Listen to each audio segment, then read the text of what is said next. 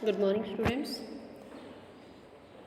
पिछली बार हमने किया था residential status and incidence of tax. तो क्या होता है रेजिडेंशियल स्टेटस और ये इंसिडेंस ऑफ टैक्स क्या है। देखिए, हम यहाँ पर जो भी टैक्स असेसमेंट करते हैं तो उसके लिए जो हमारे एसएससी है जिनके ऊपर टैक्स का असेसमेंट किया जाता है वो एसएससी कौन कौन हो सकते हैं। इंडिविजुअल हो सकता है, एचयूएफ हो सकता है, कंपनी हो सकती है, फर्म हो सकती है, एसोसिएशन ऑफ पर्सन हो सकती है एंड बॉडी ऑफ इंडिविजुअल हो सकती है। तो इन सब के ऊपर जो है टैक्स का असेसमेंट उनके रेजिडेंशियल स्टेटस के आधार पर किया जाता है। तो ये रेजिडेंशियल स्टेटस क्या होता है। रेजिडेंशियल स्टेटस एक ऐसा स्टेटस होता है जिसके बेस पे ही इंडिविजुअल का या जितने और एसएससी है उनका टैक्स का असेसमेंट होता है। तो इंडिविजुअल में कौन कौन आते हैं। इंडिविजुअल कोई एक व्यक्ति हो सकता है और वो व्यक्ति चाहे मेल हो या फीमेल हो।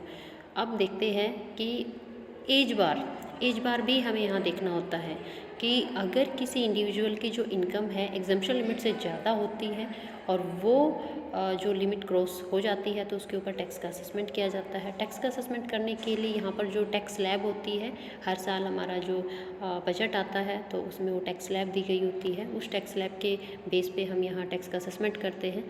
तो जो इंडिविजुअल है उसमें 3 कैटेगरी होती है एज के अकॉर्डिंग। एक तो होती है लेस देन 60, एक होती है more than 60 but less than 80 और एक होती है मोर देन 80। तो जो लेस देन 60 होते हैं उनको हम नॉर्मल इंडिविजुअल बोलते हैं, मेल या फीमेल। उसके बाद जो 60 और 80 के बीच में आते हैं उनको हम सीनियर सिटीज़न बोलते हैं और जो 80 साल से ऊपर होते हैं उनको हम सुपर सीनियर सिटीज़न बोलते हैं। तो इन सभी का जो टैक्स असेसमेंट है वो उनकी रेजिडेंशियल कंडीशन के आधार पर होता है। तो देखते हैं इनका रेजिडेंशियल स्टेटस क्या होता है। तो कोई भी इंडिविजुअल है रेजिडेंट हो सकता है, नॉन रेजिडेंट हो सकता है। रेजिडेंट की भी अगर हम बात करें तो रेजिडेंट भी 2 तरीके से हो सकता है। देखते हैं हम आगे, लेकिन इससे पहले हम ये देख लेते हैं कि रेजिडेंशियल स्टेटस के लिए रूल्स क्या है।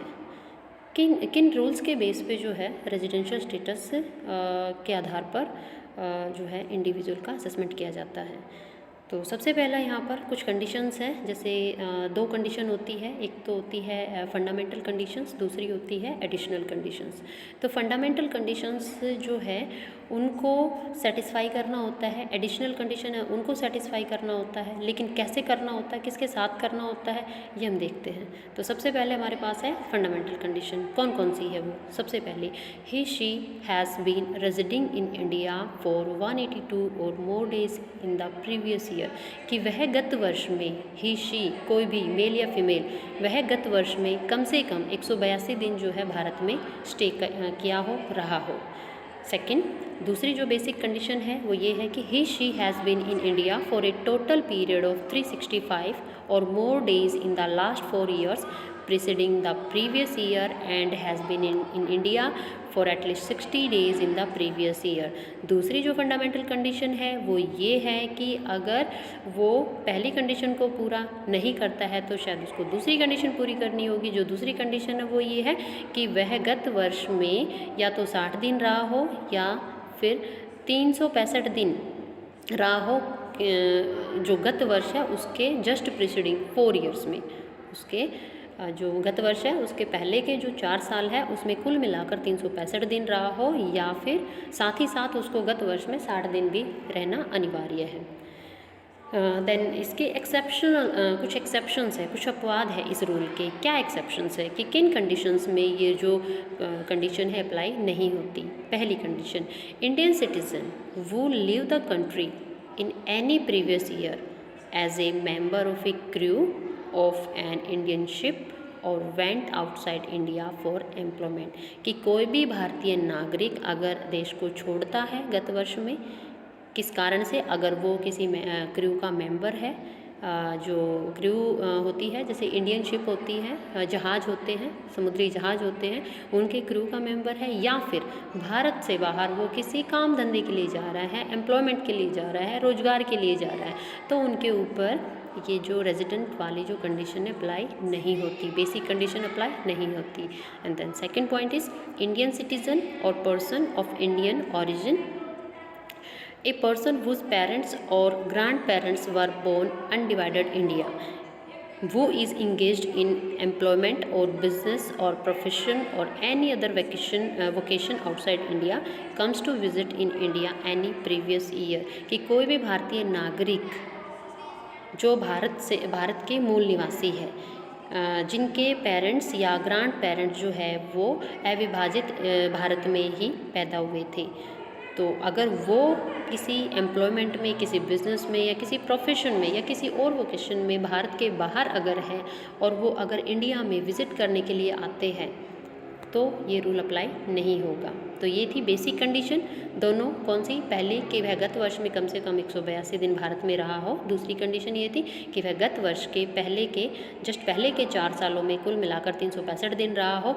और साथ ही साथ गत वर्ष में 60 दिन भी भारत में रहा हो। तो ये बेसिक कंडीशंस है और इनके एक्सेप्शंस थे ये कि कोई भी भारतीय नागरिक अगर इंडिया में इंडियन शिप का क्रू का कोई मेंबर है तो उसको इसमें शामिल नहीं किया जाएगा, और अगर वो भारत के बाहर एम्प्लॉयमेंट के लिए जाता है तो शामिल नहीं किया जाएगा। सेकंड कंडीशन ये थी कि अगर कोई भी इंडिविजुअल जो है कोई भी पर्सन है या कोई भारतीय नागरिक है जिसके पेरेंट्स और ग्रैंड पेरेंट्स जो है अनडिवाइडेड इंडिया में पैदा हुए थे और वो किसी एम्प्लॉयमेंट में, बिजनेस में, प्रोफेशन में, अगर किसी और वोकेशन में भारत के बाहर जो स्थित है उसमें इंगेज है, तो अगर वो इंडिया में घूमने के लिए आते, विज़िट करने के लिए आते, तो भी रूल अप्लाई नहीं होता।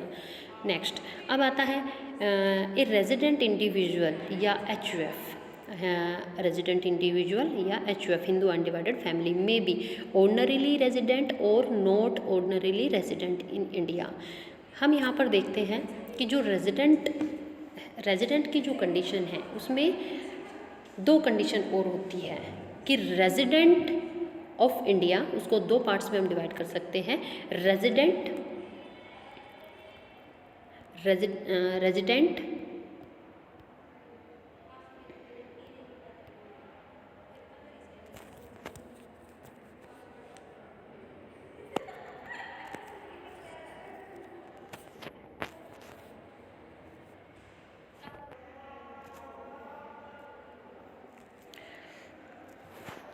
एक रेजिडेंट इंडिविजुअल एंड एक HUF, दोनों के केस में क्या क्या जो कंडीशन है वो अप्लाई हो सकती है, या ये कहें कि एक इंडिविजुअल और एक HUF है वो नॉर्मली कौन कौन सी कंडीशंस में आते हैं।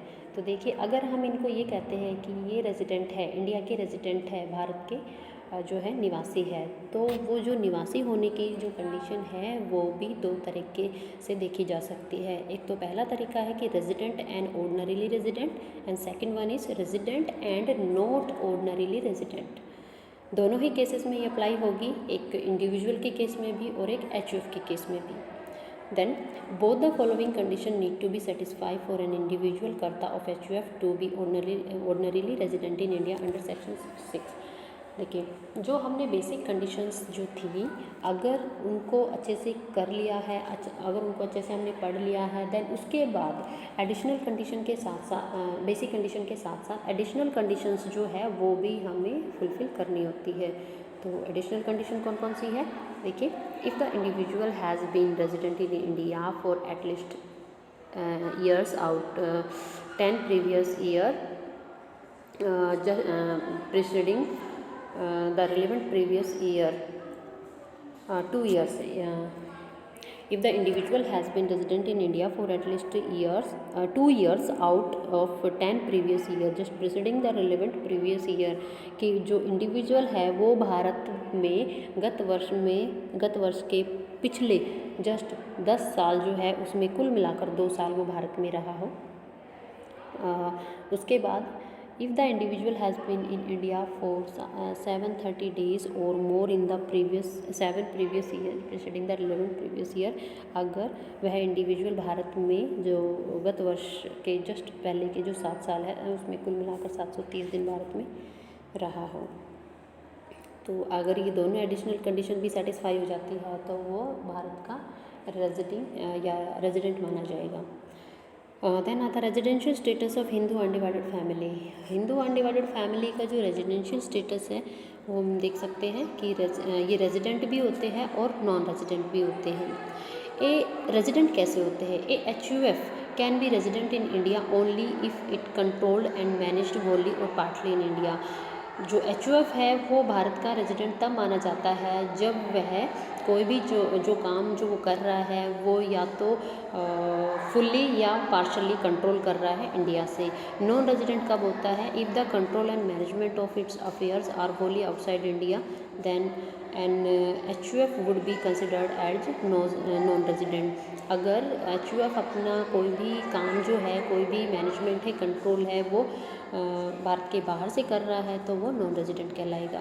Resident and non resident and ordinarily resident and resident not resident but not ordinarily. Then resident कौन होता है? If the HUF is resident then the status of karta determines whether it is resident and ordinarily resident. कि resident जो होता है, अगर इसमें कोई कर्ता जो है या एचयूएफ है उसका जो स्टेटस है वो रेजिडेंट का है, तो रेजिडेंट कैसे हो सकता है? रेजिडेंट वो तभी हो सकता है जब ये जो है उसका जिस काम में वो इंगेज है वो काम उसका पार्शली या फुल्ली भारत से कंट्रोल होता हो, या इफ़ द कर्ता is resident but not ordinary resident the HUF resident and not ordinary resident. तो यहाँ पर हमें ये देखना है कि जो एचयूएफ है और जो इंडिविजुअल है, मोस्टली दोनों के केस में कंडीशन थोड़ी सेम रहती है, लेकिन जो रेजिडेंट है उसको क्या करना होता है? रेजिडेंट को करना होता है कि उसको जो बेसिक कंडीशन है वो पूरी करनी होती है, साथ ही साथ एडिशनल भी पूरी करता है तो वो रेजिडेंट कहलाता है। लेकिन अगर कोई करता, कोई एसएससी जो है बेसिक कंडीशन जो है एक पूरी कर देता है, लेकिन जो एडिशनल कंडीशन है वो पूरी नहीं करता है, तो वो नॉन ऑर्डिनरीली रेजिडेंट कहलाता है।